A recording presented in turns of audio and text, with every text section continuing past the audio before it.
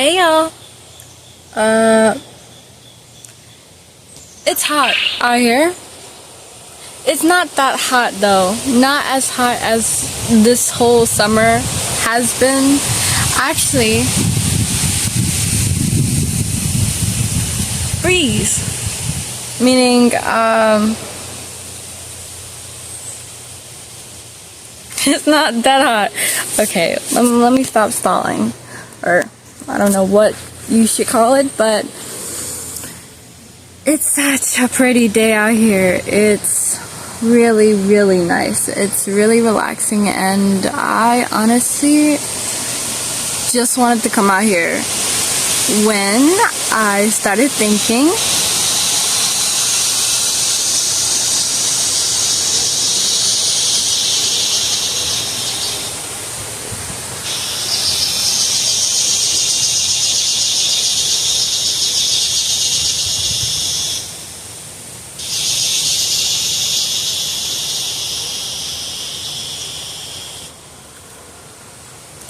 excuse the patterns on my face, it's just a hat. But did you hear that? Nature. I love it so much. I had this bright idea for a vlog,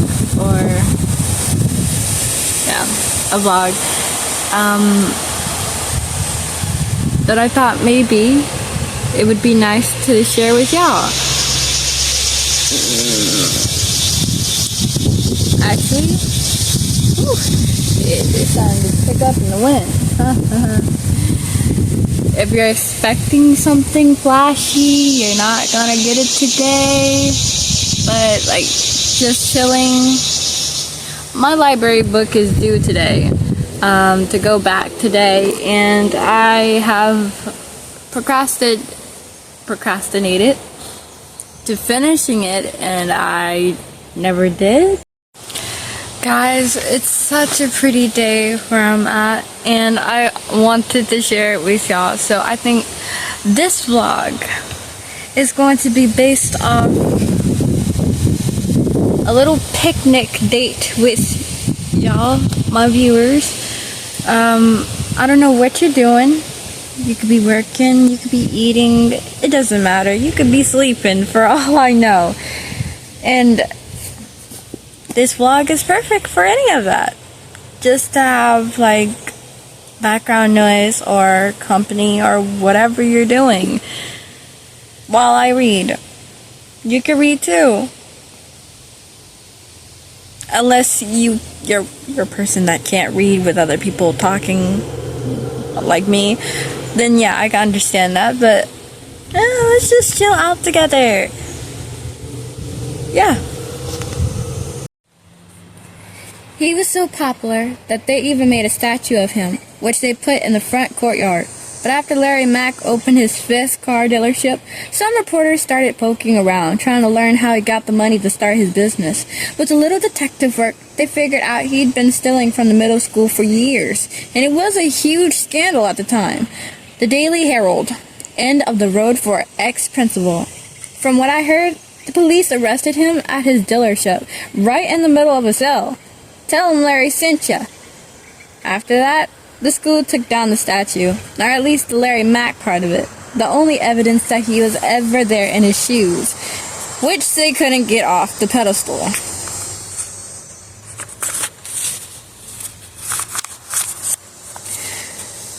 They never did change the name of the school though. And I think that's because some people like being linked to someone famous, even if that person's famous for doing a terrible thing. You'd think people in my town would be embarrassed to have their middle school named after a crook, but nobody around here seems to be bothered by it. Even the school mascot, the looter, was inspired by Larry Mack. Wow. The fact that Larry Mack landed in prison didn't stop him from making money though. He wrote an autobiography which apparently sold a ton of copies. I know my school bought at least 50 of them because they took up 2 whole shelves in the Larry Mack section of the library. A kid named hold on. Why was I about to say Alberto?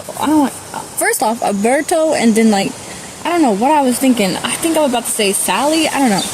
A kid named Albert Sandy, who sits at my lunch table, said that Larry Mack only used half the money he stole to start his car dealership, and he buried the other half under the school. That got everyone all stirred up, and people started bringing in tools from home to try and find Larry Mack's secret treasure. Last week, this kid named Danny Tang got the idea that the money could have been hidden in the wall, so he broke a hole through the back of his locker to see if he could find anything. Unfortunately for me, Danny's locker is on the other side of mine, and now there's nothing between them.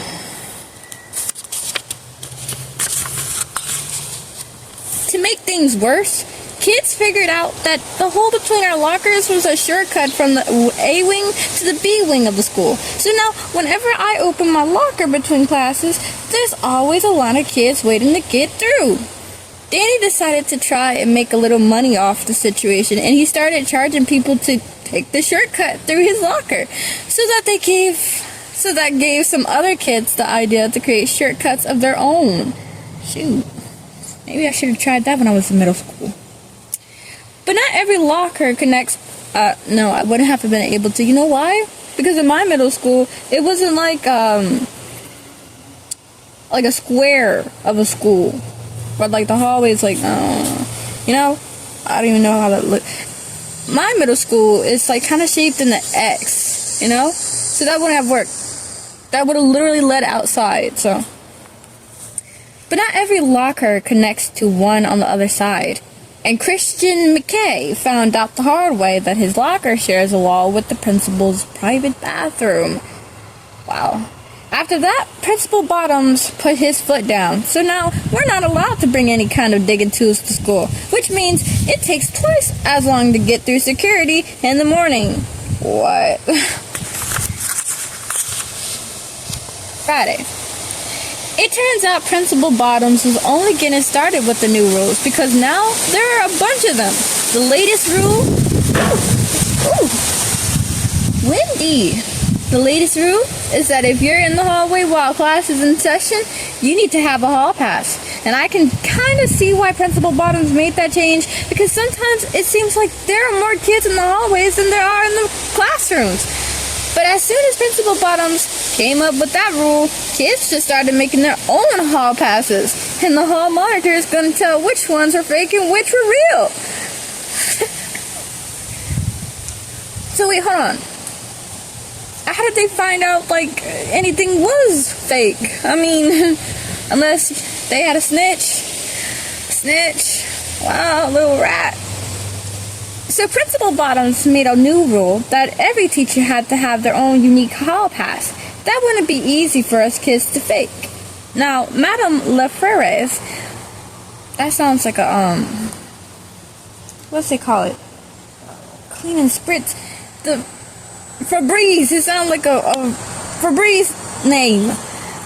Madame Lefrere's hall pass is a big French-English dictionary, and Mr. Ball's hall pass is his used size 14 basketball shoe.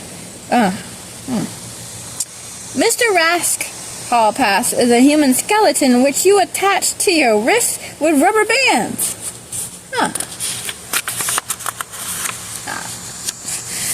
I was expecting paper, not actual items, but I guess they said be creative, be original, I suppose.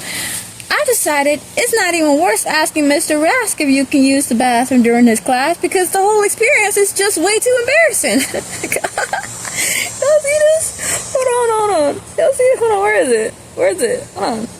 Oh, this part. Speaking of bathroom, there's a new rule about how long you're allowed to actually be in there. Apparently, teachers were complaining that kids are hanging out in the bathrooms too long. So the new deal is that you're supposed to be in and out of there within a minute.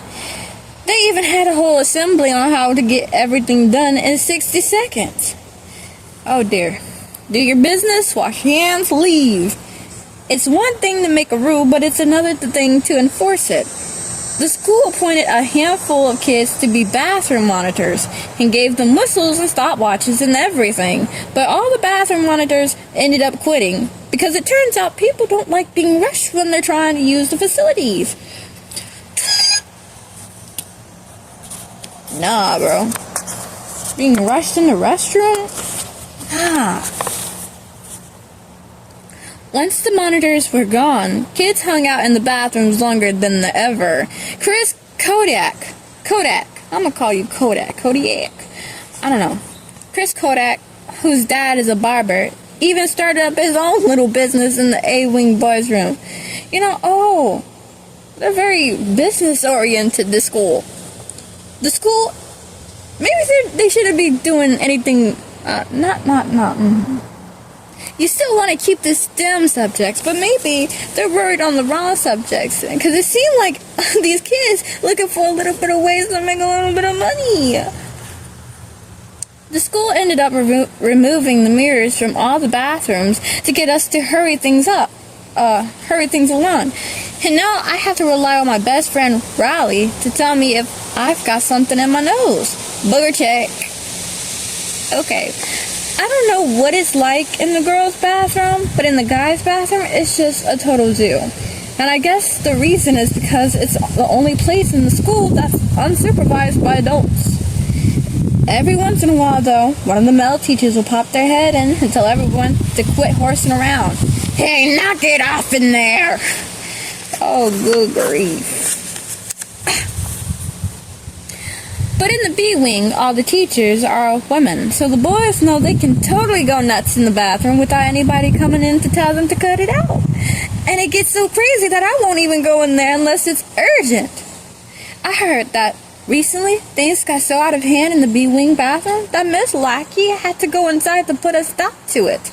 But she had to wear a blindfold so she didn't violate anyone's privacy, which means nobody actually got in trouble. After that, things were worse than ever. On Wednesday, Justin Murdoch got called down to the principal's office for writing on the bathroom wall with a marker. And on Thursday, George... hold on. Is it... I think it's George or Jorge. I don't know. Cantos got in trouble for hanging from one of the stalls and bending the frame. Justin and George both got detention, and all the guys became paranoid because they thought someone had to be a snitch. But eventually they figured out how they were getting busted. There's a metal paper towel dispenser in the B-wing bathroom, and if you're in the hallway, you can see what's going on by looking at the reflection. So that's how the teachers busted Justin and her. I don't know, is it George? I think just for safe measures, I'll just say George. For doing what they did. Aha!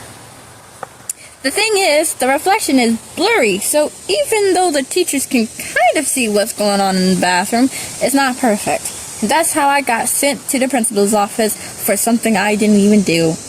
Oh, too bad, so sad. Wrong place, wrong place, wrong time, yeah. Principal Bottoms said a teacher reported me for breaking the handle off a urinal, and I know for a fact that the kid who actually did that was Marty Vincent, because I overheard him bragging about it in the cafeteria. But I wasn't gonna snitch on Marty Vincent, since he's the kind of kid who can make your life miserable. So I just sat there and took it while Mr. Principal Bottoms shooed me out for being a vandal. At least he didn't get a call home. Principal Bottoms made me fill out a self-evaluation form, which is another one of his new policies. All I can say is, I hope this doesn't end up on my permanent record, because I've already got enough bad stuff on there as it is. Larry Mack Middle School self-evaluation form. Nature of infection, broken urinal handle. How did this happen? No clue. How did this make your classmates feel? They thought it was pretty hilarious. How can you avoid this kind of behavior in the future? Be more gentle when flushing. Aww. Thursday. I guess I guess Principal Bottoms finally went a little too far with the new rules because kids are starting to push back. But this isn't about hallway passes or bathroom rules. This is about fudge dogs. If you ever never heard of a fudge dog before, it's because my school is the only place you can get them. And that's because they were invented here. It actually happened by accident last year. The school tried introducing some healthier options at lunch, and they replaced beef hot dogs with tofu ones. And let's just say they weren't a big hit with the students. Ooh. The school had hundreds of uneaten tofu dogs, and they were planning on just throwing them all away. But when a cafeteria lady named Miss Pottsneer dumped the tofu dogs in the trash, one of them fell into a vat of hot fudge that was being mixed for that day's ice cream sundae bar.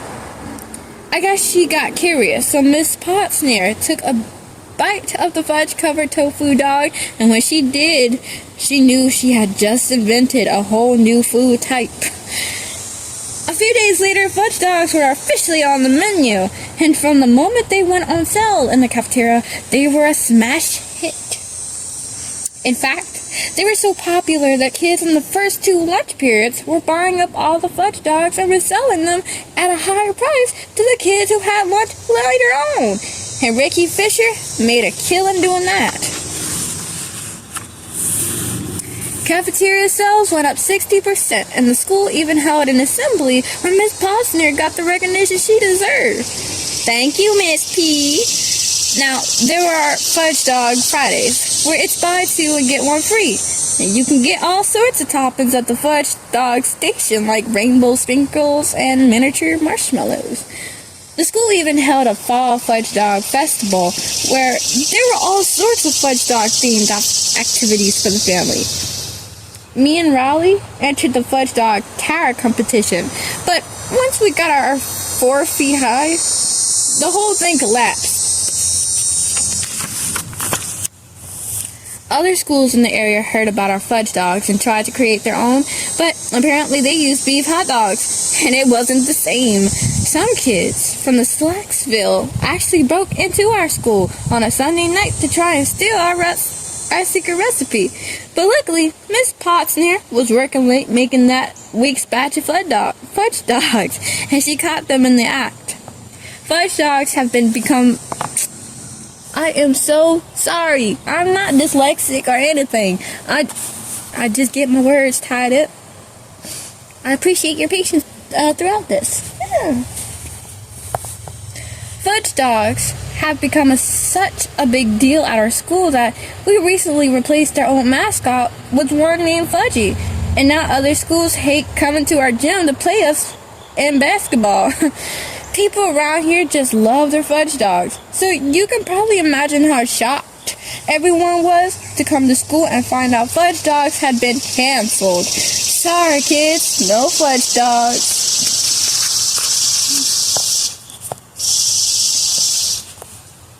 Principal Bottoms was the person who made the decision. The school hired some company to help figure out why test scores had fallen so sharply, and their answer was that fudge dogs were at the root of it.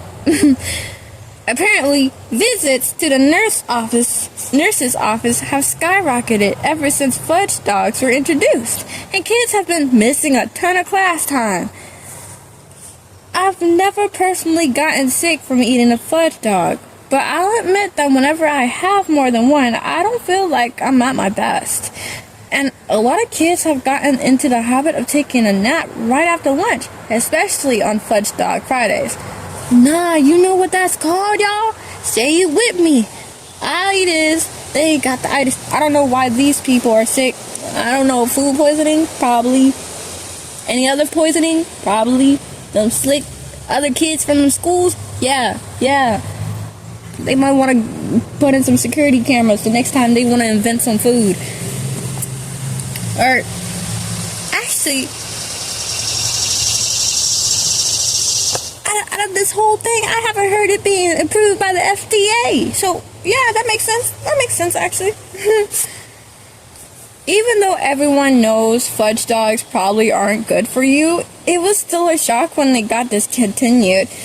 And on Monday, students staged a walkout to protest the decision. Bring back fudge dogs, or else we're not going to go to school and we're not going to learn. We're going on strike. Principal Bottoms tried to calm things down by introducing a new fun food to the menu, and Fudge Dog Fridays got replaced with Macaroni Mondays. The school even put posters up in the hallways to try and get kids excited. Who's ready for Macaroni Mondays? Me! But serving a bunch of angry middle schoolers macaroni was just asking for trouble. I mean, why y'all getting mad? Unless they're just serving you pasta and not like macaroni and cheese, then yeah, I'd be mad too. I'm not gonna lie.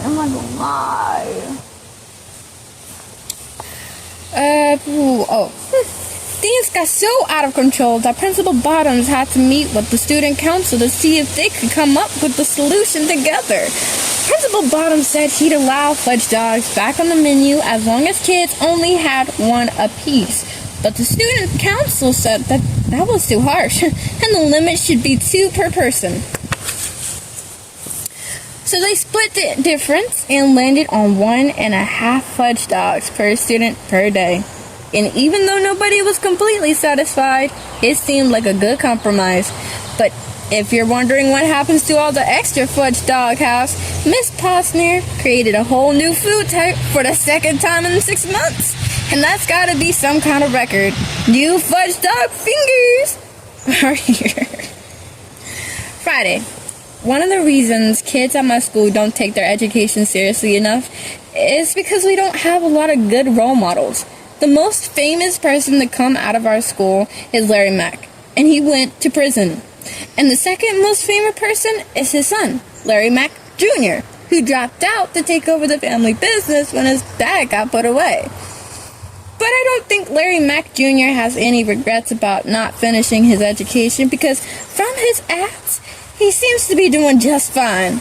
Don't burn your bucks on a lemon. Larry Mack Jr. His family looks like it's doing all right, too.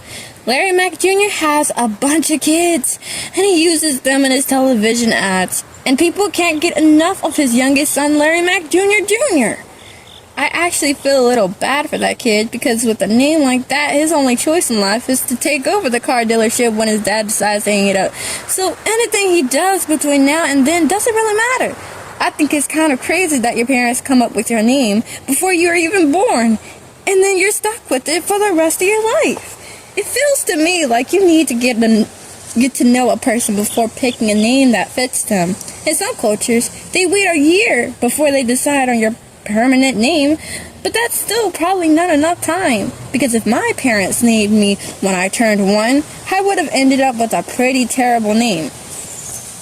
We shall call him Gregory Bartholomew Poopy Pants.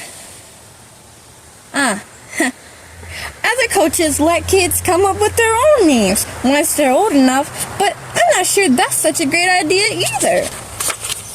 Because if you let kids my age name themselves, they'd probably just end up using their video game handles as their permanent names. Harmless Potato 196, Squiddy Inkster, Moldy Toes 1989. Some people legally change their names, but I don't see the point of going through all that hassle, because I'll bet my family would just keep calling me by my old name anyway. Would you like some more garlic bread, Greg? I told you it's Techno Laser Axe. Sometimes I wonder if I'd be a completely different person if I was just named something a little cooler. New champion, Brock Boulder Heaver. Boulder Heaver. Got it. But maybe your name has nothing to do with the person you turn into. Pause. I agree and I disagree.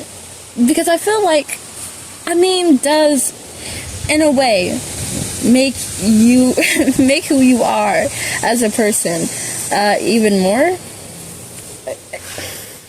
What I mean by that is your personality shines through as you get older. But I feel like we tend to grow into the type of personality our name, hold aura to. or holds. Like, I don't know how to explain it other than that. But yeah, I kind of agree and I kind of disagree. Because, I mean, there will be like saying, oh, fate. It was fated for you to be named this. But, I'm not really sure. Because, like, it's just, I feel like I just said, we tend to grow into the personality our names can hold. Like, my name is Tatiana, but it's spelled unique, and I feel like I'm a unique person in my own way, even though, just like everybody else, I have similar, like, interests and whatnot. So, okay, back to the thing. But maybe your name has nothing to do with the person you turn into, because there's a girl at my school whose first name is Angel, and that doesn't seem to have made any difference in her case. And that's such, I won't say a contradiction, it just feels like,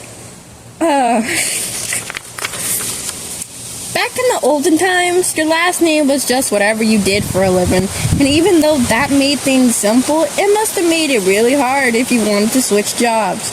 What makes you think you can handle this type of work, Mr. Candle Maker? Now, the heavy-duty construction. Nowadays, you can be whatever you want to be. And I've got big plans for how I'm gonna make a name for myself. 5th annual fudge dog eating competition. But if I ever do get famous, I'm gonna be real careful about how my name gets used. Because the last thing you want is to have your name on something that hurts your reputation. Greg Heffley, Sewage Treatment Facility. Wow. If I was Larry Mack Jr., I wouldn't want my family name on one of the worst performing middle schools in the state. Because that definitely can't be good for their car dealerships. The crazy thing is, if Larry Mack Jr. would just return some of the money his dad took from our school, it could help us turn things around. But ever since his family moved out of town a long time ago, Larry Mack Jr. probably hasn't even given a second thought to the middle school name after his father. Last summer, the state decided to build a new baseball stadium, and to pay for it, they had to take money away from the fire department, the library, and the schools, and people were protesting outside the stadium over the budget cuts. Stadium, no! The worst thing is that since our school did so bad on the standardized tests, we got the most money taken away. So now I guess we're supposed to do more with less. Principal Bottoms has made all sorts of new rules to help the school save money, starting with capping the amount of materials each kid is allowed to use per week. It used to be that if you wanted to use the stapler or a couple of paper clips, you just took whatever you needed off the teacher's desk. But now each kid gets 19 staples and 6 paper clips a quarter, plus 4 glue stick wipes. Is that for the year or the month? If you need more than that, you've got to bring your own supplies from home. And Ricky Fisher's been taking advantage of the situation because his mom works at the local office supply store and gets stuff at a discount. The students aren't the only ones who get less materials to work with. Each teacher only gets 1 dry erase marker per week. So, they have to make it last. And sometimes I feel like my history teacher skims over important stuff just to save the marker fluid. When something breaks in the classroom, they don't even bother to fix it anymore. Last week, the handle on the pencil. Guys, what's a pencil? Last week, the handle on the pencil sharpener broke off in geometry, and everyone had to gnaw their pencils to a point so they could take the quiz. What? I know their mouths were full of pencil shavings. No. Lately, people have started handing Ruby Bird their pencils to ask her to sharpen them. And I'm still not exactly sure how that works. She puts it in her ear. Huh. You'll see that for yourself. I can't make this up. But classroom supplies are just the tip of the iceberg because the school is taking all sorts of stuff to make its pennies go further. Earlier this week, the school started cutting off the heat after lunch. And by the time 6th period rolls around, you'd better hope you'd remember to grab your coat out of the out of your locker. The one class that's not freezing is science. And that's because we've been firing up the Bunsen burners to keep warm. But I'm a little nervous because we only have enough propane to last another week or two. The school's been scrimping on electricity too. I was just about to ask if they're that low on money, what they bills looking like. To save money, they shut off the overhead lights in the C-wing. And you can tell which kids have their lockers in that section of the school because they're the ones who walk into the homeroom with dilated pupils. The only kid who doesn't seem to mind that the lights are off in the C-wing is Evelyn Trimble. But everybody says she might actually be a vampire. Ah! Another way the school decided to save some money was by canceling the contract with the exterminator. Oh. So now, on top of everything else, we gotta deal with cockroaches that are so big you can hear them when they walk in the room. What the? I don't wanna know. At first, whenever a kid spotted a cockroach, they stepped on it. But the teachers hated that because it was a scroll, and it also left a mess. So the new rule is that if you see a bug on the floor, you have to put a cup over it. And in some classes, we have had half a dozen cups scooting around at once. Usually, one of the janitors collects all the cups at the end of the day and sets the bugs free outside. But I guess on Wednesday, the janitor in charge of collecting the cups was out sick, so the night cleaning crew got a nasty surprise. Ooh, roaches are the only insect we've got issues with, though. Some honeybees got into one of the classrooms in the C-wing, and eventually the school just decided to let them keep it. The insects are annoying, but if you ask me, the rodents are the real problem. Ever since the school canceled the exterminator, mice have been getting into the lockers and going through our lunch bags. It's gotten so bad that the school had to make a rule that everyone who brings lunch to school has to keep it in the front office. But you end up spending half the lunch period just trying to figure out which brown paper bag is yours. Everybody's sniffing their stuff. This girl.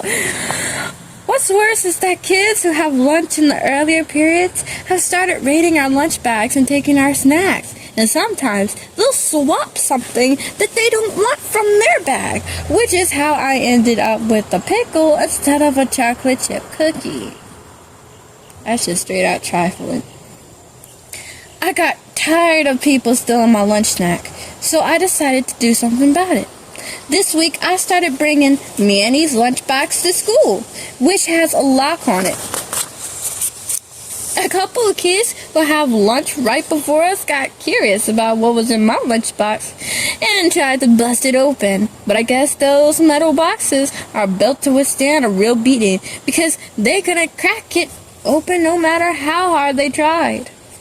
It didn't really matter anyway. My snack for that day was a bag of sour cream and onion potato chips. But by the time I opened it, the chips had turned to dust.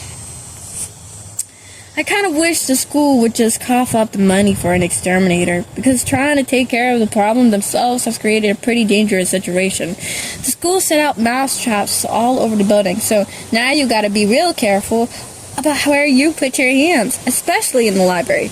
Ouch!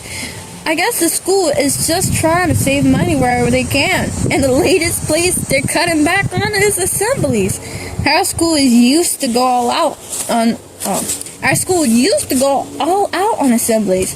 Last fall, we had 3 different authors come to our school, plus the illustrator of Commando Crocodile. A few weeks after that, a zookeeper brought in a bunch of exotic animals like penguins and alligators. That was 10 feet long. In February, we had an assembly where a scientist in a white lab coat and goggles did all sorts of cool experiments on stage, and even though it seemed a little dangerous, it was still pretty cool. But I guess the school doesn't have money for that type of thing anymore, and now our assemblies aren't anything to get excited about.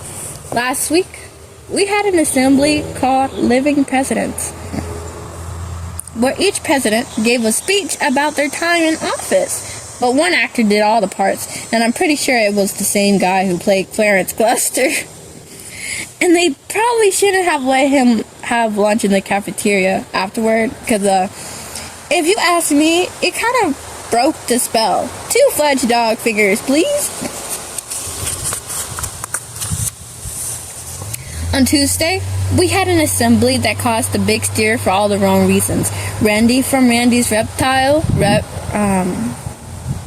Review accidentally let one of his snakes get loose, which caused a total panic in the gym. I imagine that's how they sound while they're screaming. The good news is that the snake was spotted in the hallway the next day, but I don't think anyone's going to tell Randy, because that thing is single-handedly taking care of our rodent problem. Thursday, this money situation at school is getting pretty serious. Now teachers are starting to leave. Apparently the whole teaching staff was supposed to get a raise this spring, but when Principal Bottoms told them it wasn't going to happen, a few of them actually quit on the spot. That meant that all of a sudden I didn't have a history teacher, so the school put Leonard Burry in charge of teaching, since he's been held back twice, and this is his 3rd time taking the class. Oh, lordy. Well, I hope he found a method to learn, write down notes, and put it in his own words.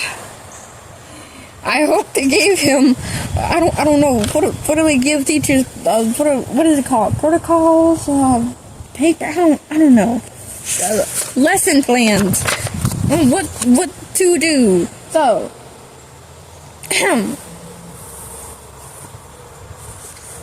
Mr. Frum quit too, which means now Miss Lakey is the only social studies teacher in her grade.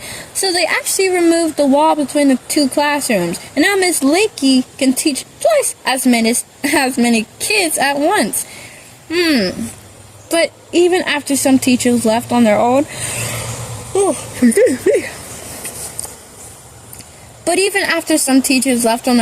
the school had more cuts to the staff. They switched Miss Maisie from full-time to 3 days a week, and they let one of the school nurses go, so now we're down to just 1. The new rule is that you're only allowed to go to the nurse's office if it's for something urgent, like a medical emergency.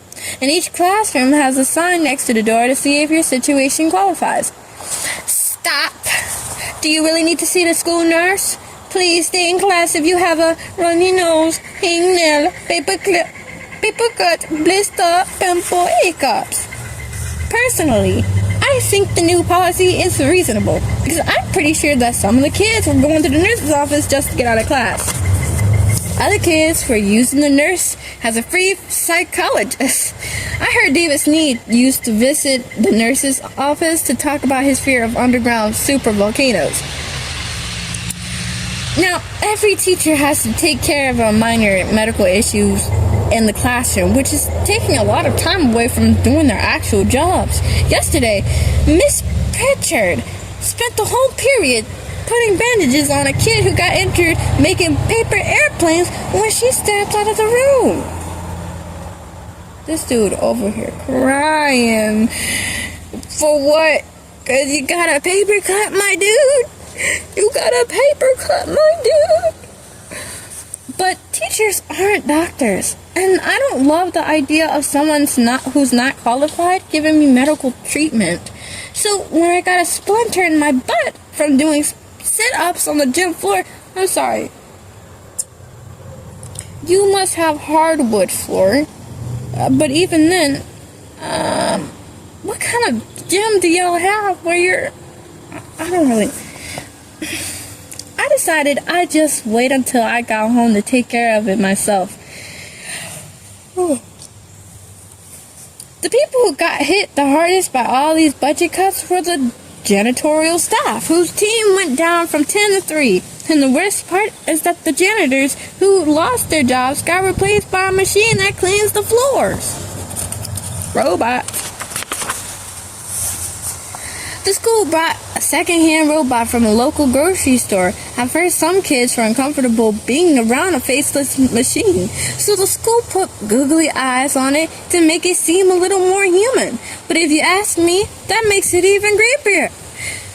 And I don't know if it's such a great idea to have a machine cleaning up after everyone, because now people just throw their trash on the floor since they know the robot will pick it up.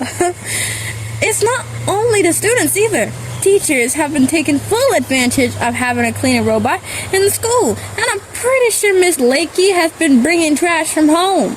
I also think it was a mistake giving the robot eyes, because now it thinks it's a person. Lately, it's been skipping out on its job and going to class with all the other students. And yesterday, I'm pretty sure it was copying off my quiz in science. Oh. I just hope this thing doesn't get too smart, though, because it really wouldn't be good if machines start taking everyone's job. The robot's not the only one the school's getting free labor out of, though. They got the local prison to make the furniture for our classrooms. And I'm not trying to complain or anything, but the rear legs on my chair in social studies are a good 6 inches shorter than the front ones. Some of the inmates write their names on the furniture they make, and a guy named Justin carved a note on my desk. That makes me sad every time I read it. Please ask my mom to call me. Sometimes they'll even draw pictures on the furniture, and someone sketched out a whole escape plan on the front of Mr. Rusk's desk, which the school had to paint over. Oh. That looked like a pretty good plan, though. Hold on. Wednesday. It turns out the steps the school's been taking to save money haven't been enough, because now they're looking for ways to make money. And Principal Bottom's first idea was the Platinum High Flyers Club. The Platinum levels is like the regular High Flyers Club, but the big difference is that you don't have to get good grades to be a member. You just need to be willing to fork over $12.99 a month, or you need to have parents who are willing to pay the membership fee. And Stephen Birch is lucky his folks make a ton of money in their construction business, because with his grades, he had no chance of earning his way in. I tried to convince my parents to sign me up for the platinum level, but when my mom said I could join if I'd be willing to give up my monthly video game membership, I decided to drop the whole idea. I'm starting to rethink that decision, though, because the perks in the platinum level are way better than that free version, starting with the premium seating. Principal Bottoms has a brother who owns a used furniture store, and he sold a bunch of leather recliners to the school at a steep discount. Those things tilt all the way back to a lie flat position, which makes things pretty uncomfortable for the people who sits behind them, especially during tests. The kids in the platinum level also get premium snacks like popcorn and full-size candy bars. So I'll bet the regular high flyers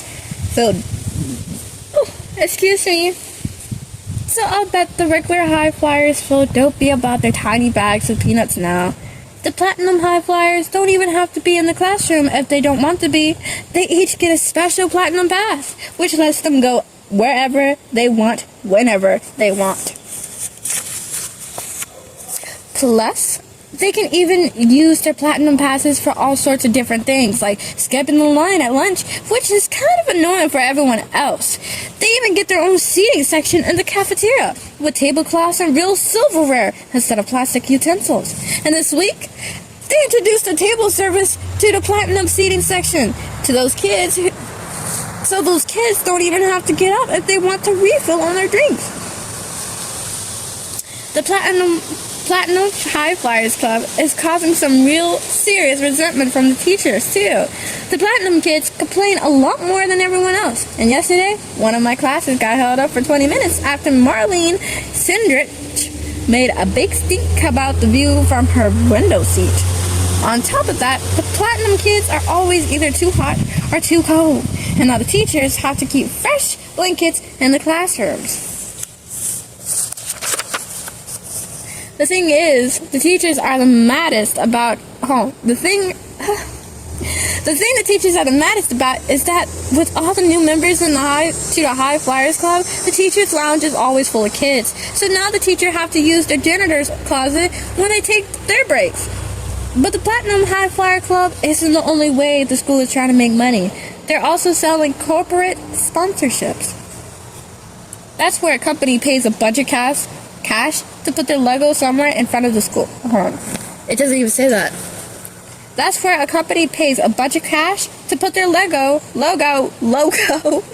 somewhere in the school. Ever since Principal Bottoms gave the green light for these kinds of deals, there are ads everywhere you look. When you walk through one of the hallways in our school, you feel like you're in the middle of a Times Square. Midtown Aquarium, Clean Spring.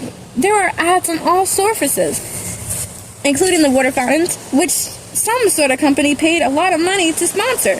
Wouldn't you rather be drinking Purple Blast? Ooh. There are even ads on the floors, and ever since Triple Decker Trees started putting stickers in the hallways, kids have been leaving school early to get ice cream. I don't think there's a place they won't put an ad. The latest place they put them is inside our lockers. Smells like someone could use a clean breeze. Sheesh. Bullseye Grocery even paid to put stickers in the urinals. And I'm actually glad they did, because now the floors in the boys' bathroom are a lot less sticky. Bullseye Grocery. Aim here for great prices. Companies that are willing to pay more can sponsor whole rooms, which is why our English classroom is now the Davidson Dictionary Center, and Social Studies became the Island Getaway Travel Company Hub. Wow. My throat aches. So, 11:10, 1:11. Alright, that's all for now. Like I said, this book is actually due. I don't know if I'm gonna do another one quick. I don't know if I'm gonna do another marathon, but if this video gets a little, a bit of views, I'll check it back out and I'll know where I last, ended, and we can continue. Does that sound like a plan to y'all? Sounds like one to me. So, thank you for, let me get face to face with y'all.